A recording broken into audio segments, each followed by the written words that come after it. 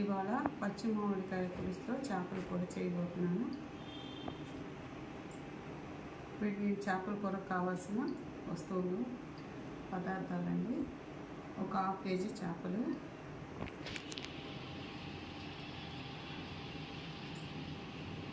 మామిడికాయ ముక్కలు, కారము, చింతపండు పులుసు, మెంతులు, జీలకర్ర పొడి అండి, ఉప్పు అండి, కళ్ళుప్పు, ఆయిల్ అండి, 1 కప్పు ఆయిల్, పచ్చిమిర్చి, పెద్ద ఉల్లిపాయలు, కరివేపాకు, కొత్తిమీర, అల్లం వెల్లుల్లి పేస్ట్ అండి. అయితే కొన్ని పెద్ద ఉల్లిపాయలని పేస్ట్ చేసుకోవడానికని నేను మిక్సీ జార్లో వేసుకున్నాను. ఈ మామిడికాయ ముక్కల్ని నేను ఉడకబెట్టుకున్నానండి. మీకు ఇప్పుడు ఎట్లా చేయాలో ప్రాసెస్ చూపిస్తాను.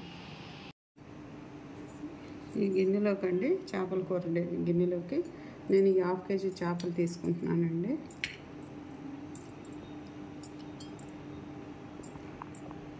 నేను ఆల్రెడీ ఇవి శుభ్రం చేసుకొని ఉప్పు నీళ్ళతో మజ్జిగతో కడుక్కున్నానండి. దీంట్లోకి 1 స్పూన్ అల్లం వెల్లుల్లిపాయ పేస్ట్ అండి,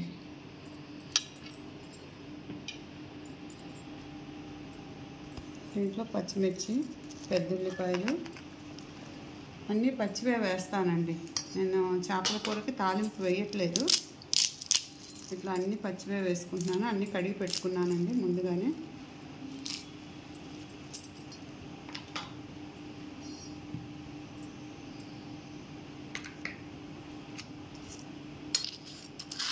స్పూను కళ్ళుప్పు అండి, సరిపడా మన రుచికి సరిపడా కళ్ళుప్పు,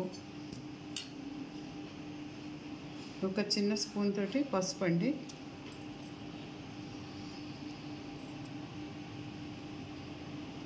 కారం మన కారాన్ని బట్టి మనం వేసుకోవాలండి. కొంతమంది తక్కువ కారం తింటారు, కొంతమంది ఎక్కువ కారం, దాన్ని బట్టి చూసి కారం వేసుకోండి. నేనైతే 1 స్పూనున్నర వేస్తున్నానండి.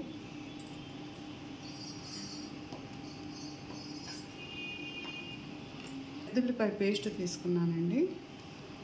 ఈ పెద్దుల్లిపాయ పేస్ట్ కూడా దీంట్లో చేర్చుకుంటున్నాను.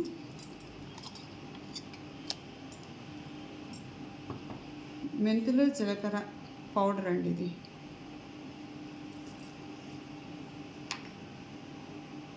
1 కప్పు ఆయిల్ అండి.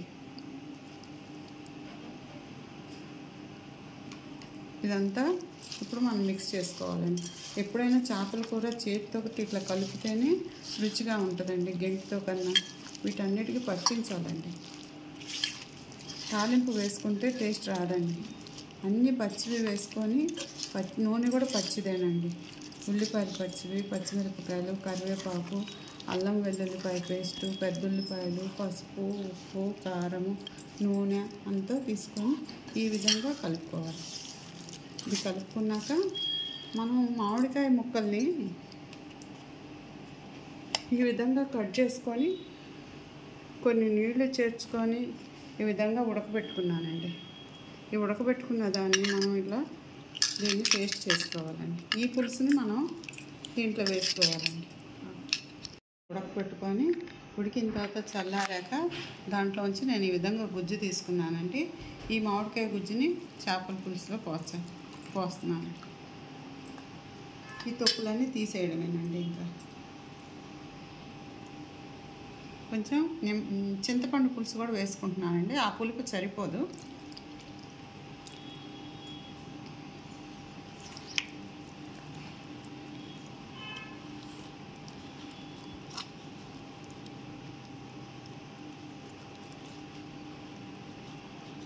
ఇంకెంతేనండి, కరెక్ట్గా సరిపోయింది. ఇట్లా చేపల కూర ఎప్పుడైనా ముక్కలు మునిగే వరకు పులుసు పోసుకోవాలండి. పులుసు అనేది పైకి రావాలి. ఇట్లా కలుపుకోవాలి. ముక్కలన్నీ పులుసులో మునిగిపోవాలండి.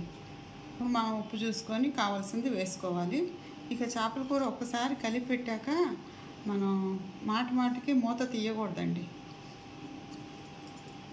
అంతేనండి. నేను ఉడికాక ఇంకోసారి చూపిస్తాను.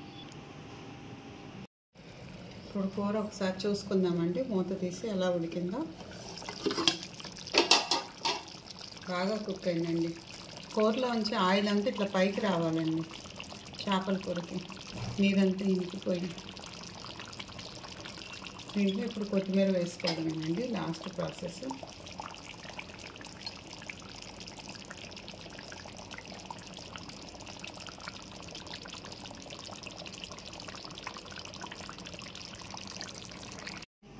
ఈ కూరని ఈ విధంగా ప్లేట్లోకి అన్నంలోకి సర్వ్ చేశానండి. ఈ విధంగా పులుసుగా ఉండాలండి, చేపల పులుసు ఈ విధంగా ఉండాలి.